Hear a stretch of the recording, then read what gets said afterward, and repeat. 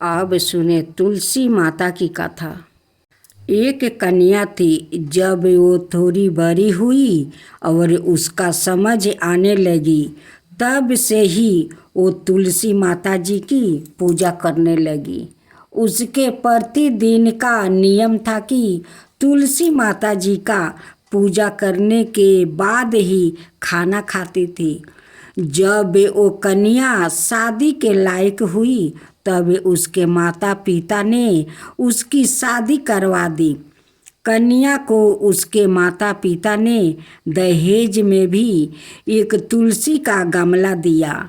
ससुराल में वो प्रतिदिन सवेरे उठती ही पूजा करती, फिर उसके बाद ही खाना खाने बैठती थी। उसकी दो जेठानियाँ थी, वो दोनों उसका मजाक उड़ाती थी कि बड़ी नियम धर्म वाली बनती है। उन दोनों को उनसे बहुत ईर्ष्या होती थी, इसलिए वो दोनों तुलसी जी का गमला छुपा देती। वो कन्या बड़ी मुश्किल से गमला ढूंढ कर लाती, अच्छे से पूजा करती और फिर खाना खाती। वो गमला ढूंढ कर ले आती तो एक दिन तो उसकी जेठानियों ने क्या किया कि गमला ही दूर फेंक दिया। कन्या ने खूब ढूंढा पर उसे गमला नहीं मिला। वो बहुत ही परेशान हो गई। उस दिन तो उसने खाना भी नहीं खाया। उसका नियम जो था, उस कन्या की सच्ची भक्ति देखकर तुलसी माता उसे बहुत प्रसन्न हो गई और उसके कमरे में तुलसी माता का गमला प्रकट हो गया।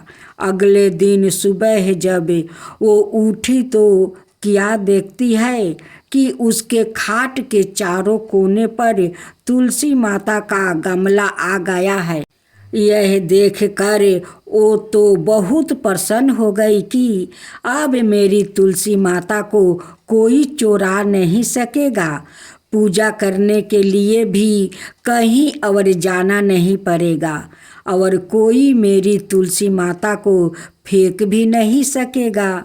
वो तो जल्दी से उठ कर स्नान करती है और तुलसी माता की पूजा कर लेती है। जब वो खाना खाने बैठती तो उसकी जेठानियाँ मजाक करने लगी कि लो, देवरानी का नियम धर्म पूरा हो गया। उससे पूछती है कि तुलसी जी की पूजा कर ली क्या? देवरानी धीरे से बोलती है, हाँ कर ली। जेठानियाँ बोलती है, कहाँ से कर ली?